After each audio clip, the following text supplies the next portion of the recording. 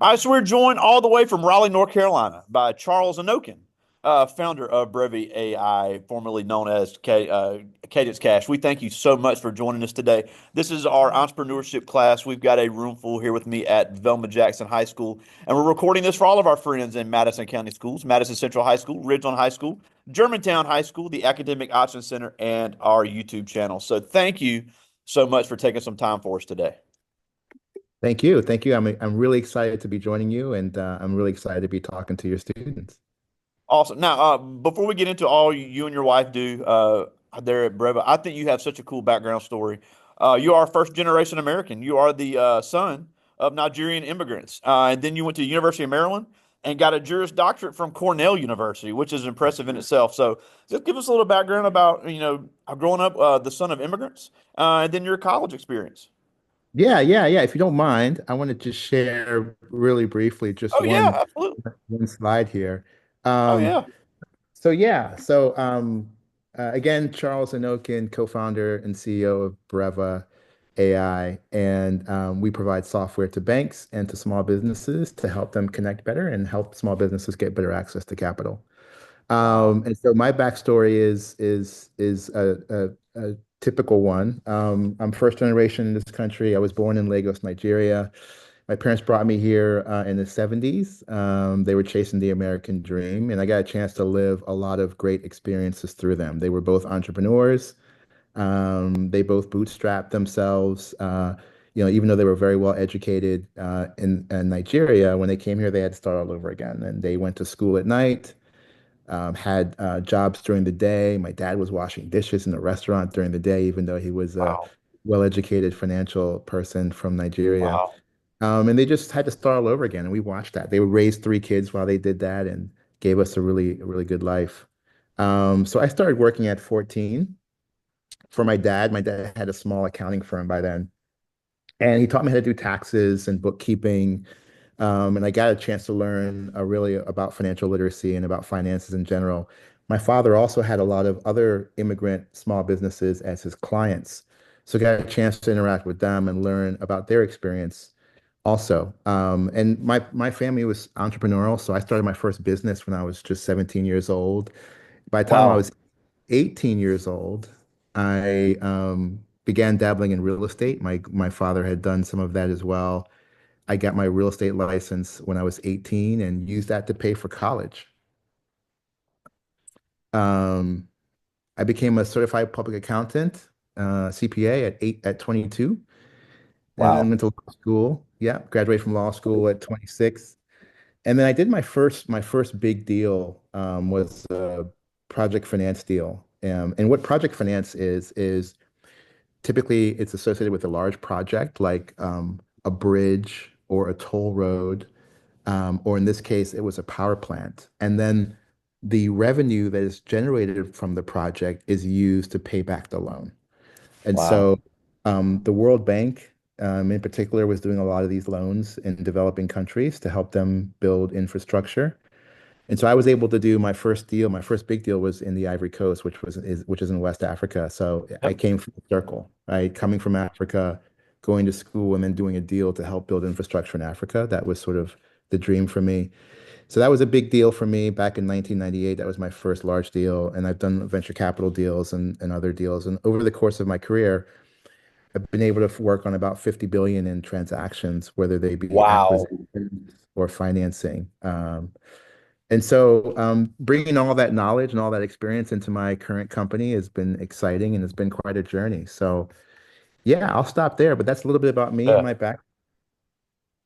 Yeah, and I think it's interesting because, you know, especially these high school kids, they see the Instagram, they see the TikTok, they see all these things about entrepreneurship. They see the glamorous stuff, but what is always overlooked is the financial side, and that's why it's so important. The company that you guys have. So, talk a little bit about.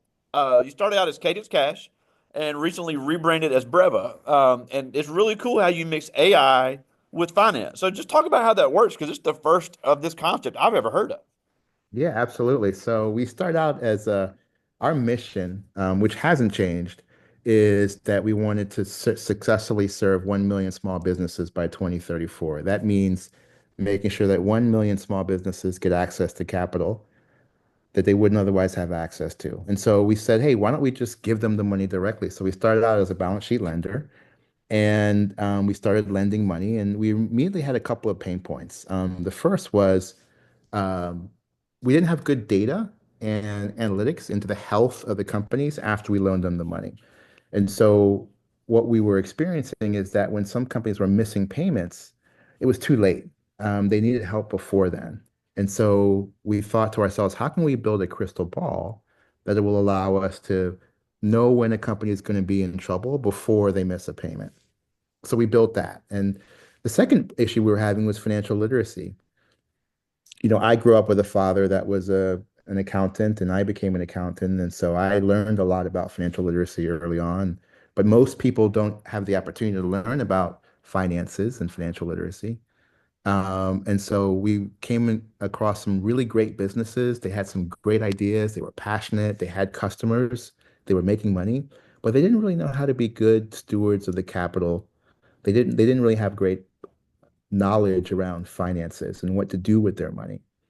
And so we built a teacher, someone that could literally help Wow. them as a business coach and help them financially to help them grow their business. And if you'll indulge me, I will let you guys hear a little bit about what we built. So we use AI and machine learning to grab a lot of data, from the businesses themselves, and Yeah. then take that data and give them back advice and counsel and insights.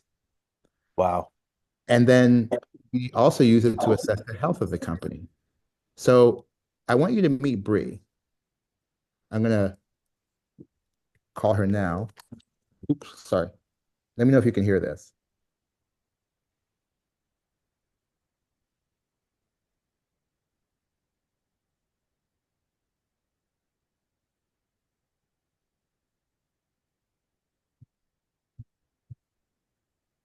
Oh, the call's not going through. This is what happens when you do live demos. I think some of my developers are working on it. I'm going to Slack them right now or text them right now while we're talking and see if we can get her up and running. But basically, you can call her and talk to her, and she'll give you advice. And so that's where AI is going. They're creating all these AI agents, and these agents are there to assist you with tasks like doing your accounting and giving you advice on how to Yep. run your business. And so that's what we built. Yeah, and that's so important because we've had several young people start businesses as a part of this class or after this class, and it's simple things like they'll immediately start advertising. I think they've got a great idea, and I'll immediately say, "You're not charging enough." And because everybody sees, like we said, everybody sees the social media stuff that's fun, but the financial stuff in the background is what's so important, and that's what makes or breaks businesses. So what made I mean, obviously you had a background in accounting. What made you guys really focus on this area of the businesses rather than some other type of startup? Yeah, so I'll tell you. There is a massive gap, and I'll let me just share this slide here again really quickly. Um, So what we found when we began our journey, and this really goes back to my original journey when I came to this country and I watched my parents when they were entrepreneurs, they had trouble accessing capital, and then the businesses that my father was helping had trouble accessing capital, and that really hasn't changed much in the past 30 years. And to this day, you see these numbers here. To this day, there's um, there's a huge underserved market that just really isn't getting access to capital. Um, for example, there's $100 billion credit gap, unmet credit need. This is the amount of money needed by small businesses who aren't getting it. Um, 50% of the small businesses that are women and minority owned, of which there are about 22 million of them, are reporting difficulty accessing capital. And to this day, Black owned businesses are still denied for loans at 3 times the rate of all other businesses. Wow. And so we think technology can help solve this problem. And so that's why we built Breva. Wow. And I think it's important, uh, especially since COVID. it's never been a better time to use other entrepreneurs to your advantage. We have another guest of this class in New Jersey, and her entire business is doing accounting for other small businesses. So Yeah. I think it's important to understand because people get overwhelmed. They're like, I don't know how to do accounting. Because the story, I think it's just such a funny story I tell all the time. There's another guest of this class here in the Jackson area, and she's a doctor, one of the best doctors in the Southeast, won all these awards, knew how to cure all these stomach diseases. But she said she opened her practice the first day and didn't have a clue on how to run a business. Yeah. So That's it really is, it really is a learning curve. And I think it's important to understand that there's companies like you and there's other ones that can really help you be a better entrepreneur. That's very common. It's very common, unfortunately, where people start businesses and don't really know how to run businesses or know the finances really well. And the beauty of our software is not meant to replace those bookkeepers and accountants who are doing work with small businesses. Is really it can enhance their ability to do so. So we're actually working with bookkeepers and business coaches, and they use our software so they can reach more businesses and they can help more businesses. Hold on 1 second. I'm being buzzed real quick. All right, sorry about that. I got buzzed here. No problem. Now, it's interesting. I have another. I keep mentioning other people that have spoken. There's another African family from Cameroon that does something similar in Dallas. I got to get you guys connected. Um, Please, it's please. it's the same deal. Now, obviously, even though we're talking about entrepreneurship, I think it's important to talk about careers in finance because that is another very underrepresented field when it comes to minorities. Because for years, part of the reason that we see a lot of lack of funding with black-owned businesses is because there's not enough black professionals in the finance industry, whether it be banking or whatever, or even insurance. So even if kids aren't interested in being an entrepreneur, with you being a CPA, why should they consider getting into the finance field because they always joke, and this is true. Whenever there's a recession, finance people are the last ones laid off. That's true. That's true. I think anytime you can understand how to crunch the numbers and understand how to gain insights from the finances, you're going to be a valuable resource for the team. And fi the world of finance has so many different opportunities. And so that if you're able to learn a skill set in one area, for example, I was a CPA, it'll allow you to be able to work in many different areas. And so I highly recommend a financial career. The very best thing you can do, particularly as a young person, is to network. Use social media, use websites, use social media sites like LinkedIn, for example, to meet and connect with people in the financial services field. Particularly if you're a student, people are always willing to give time to a student to help them navigate their careers or their education path. And so I highly recommend a career in finance. There's many different types of areas that you can choose. I do think trying to learn about the career through a mentor or through someone who's already in that field will be helpful, and it'll be helpful to you in terms of being able to navigate which direction to go in. But I highly recommend it. Yeah, and the thing is, it's important not only to be familiar with it because Cash App is not a bank account. So understand how the banks work, understand how lending works. It's amazing how valuable someone can be because look, and I know a lot of these kids are not going to want to take the financial risk to be a full-time entrepreneur, but thinking like an entrepreneur and acting like an entrepreneur can make you an unbelievable employee. Because I'm sure you and your wife would love to hire somebody that thinks like an entrepreneur to be a great asset to your company. I completely agree. In fact, I think that is what can make you stand out. When you're able to act like an owner of the business, it only makes you that more valuable to the team. Because for you, it won't be just a job. You'll have a stake in the outcome as well. And so I highly recommend that thinking like an entrepreneur and learning about entrepreneurs, reading books about entrepreneurship can be truly helpful to you, even if you are in a 9 to 5 job. I completely agree with that. And I would, I think there aren't enough of us really represented in fields like wealth management. Um, I would definitely highly recommend looking at that as well. Beyond just learning about the skills in school, there are internships and companies out there who are looking to recruit people who want to get into wealth management. There's going to be a great exchange of wealth over the course of the next uh, few years, and many of them are going to be Black and brown folks who are going to end up having a lot of wealth, and women as well. And so more of us are needed in that field to help manage those resources.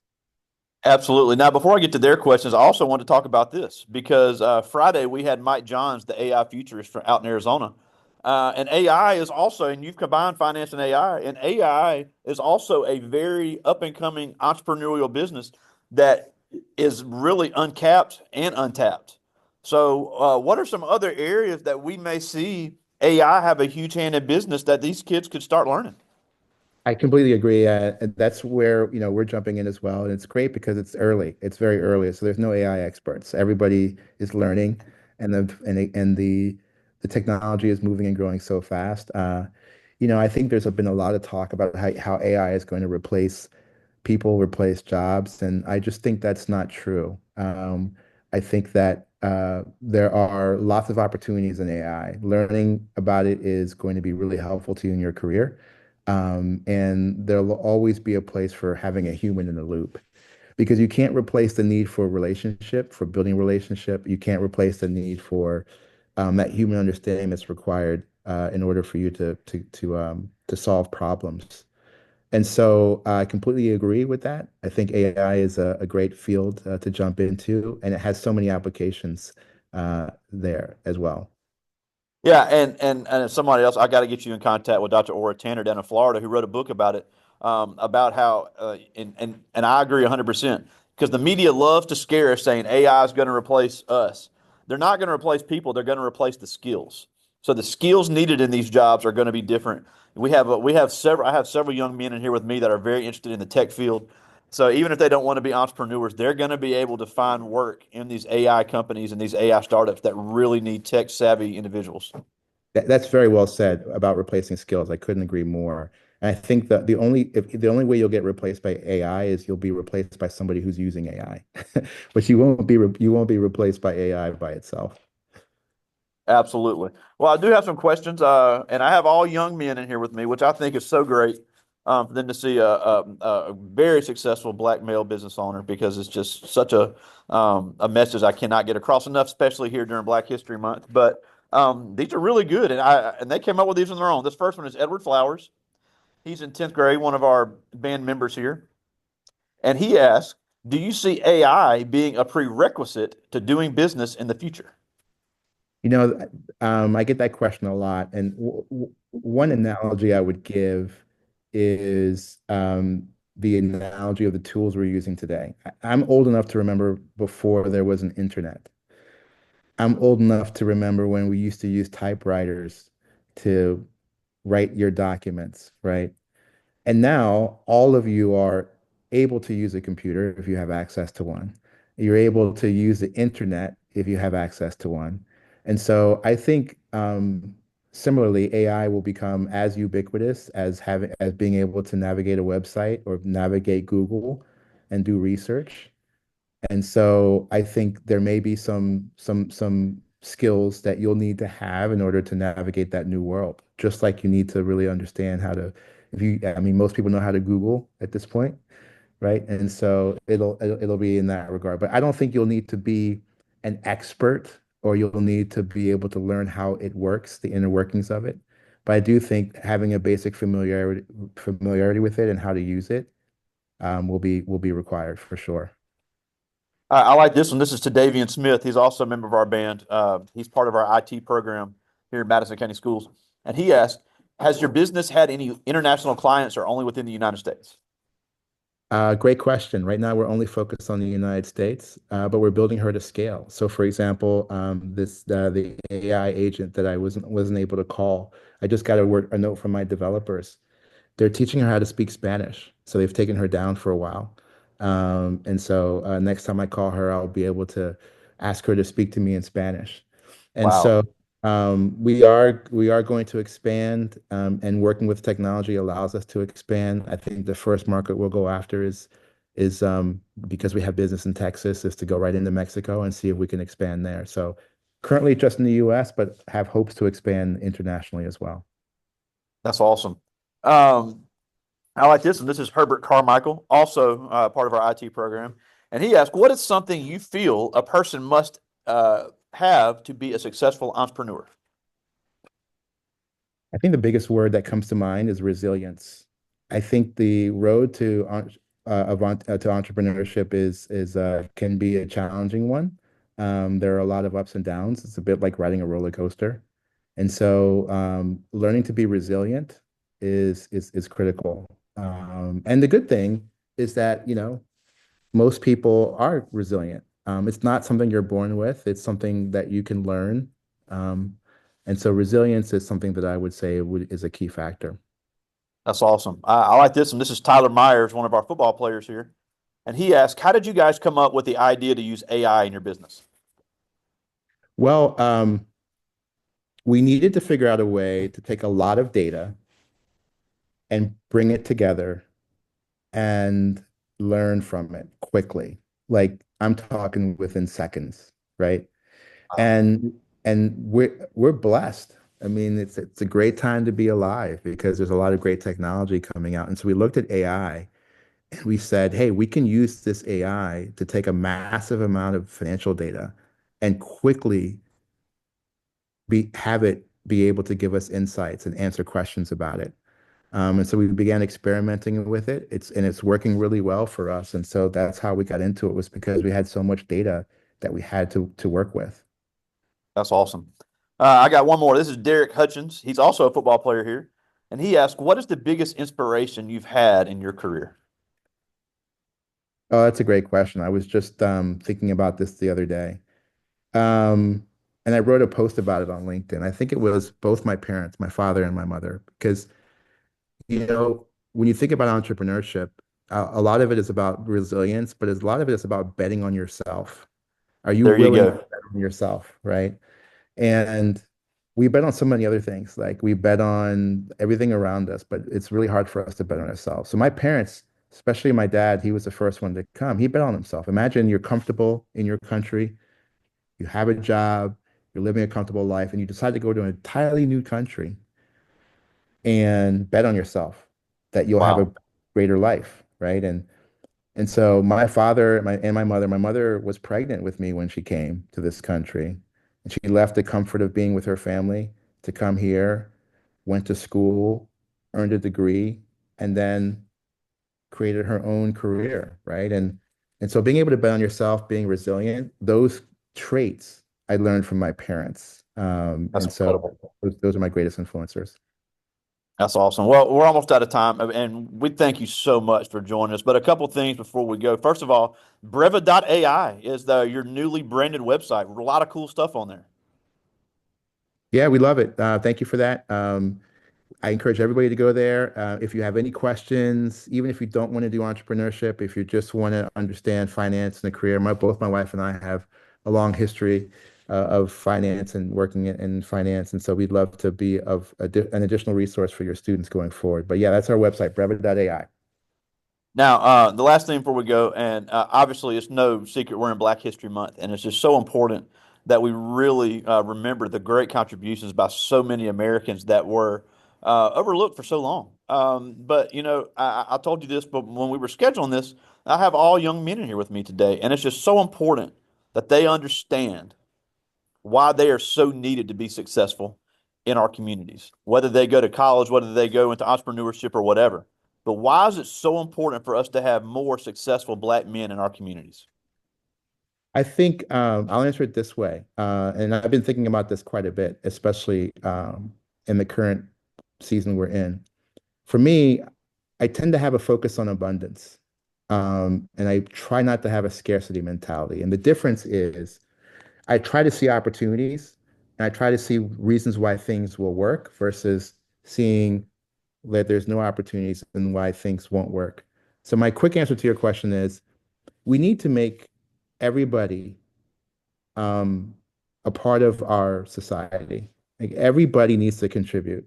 Everybody needs to have a voice at the table. Everybody needs to have an opportunity. Because that person, when you think about, if you look through Black history and look at all the inventions and all the contributions we've made to this country, um, in healthcare, in innovation, technology, when you really go back and look at all the great inventions and all the great things that we've developed as a people, it's really made our life better. It's made everybody's life better. So I think everybody needs to contribute, because you don't know when that person who's going to find the next cure for cancer or develop that next new technology that's going to make everybody's lives better. You don't know where it's going to come from. And so it's so important for our Black men to be able to have the opportunities and able to contribute and able to bring their unique skills, their unique vision to this, because um, history has already proven that we have a lot to offer. Um, but everybody needs to have a seat at the table. Absolutely. Couldn't agree more. Well, we thank you for fitting this in your schedule. It's been incredible talking to you. Definitely going to do this again. Going to get you connected with some people, but we thank you so much for joining us. Charles Inokon, all the way from Raleigh, North Carolina, CEO and founder of Breva.AI. Thank you so much for joining us today. Thank you. I love what you're doing. I love the impact you're having. We're here to support you. Thank you again so much. Grateful for the opportunity. I talk to you soon, buddy. Take care. Bye.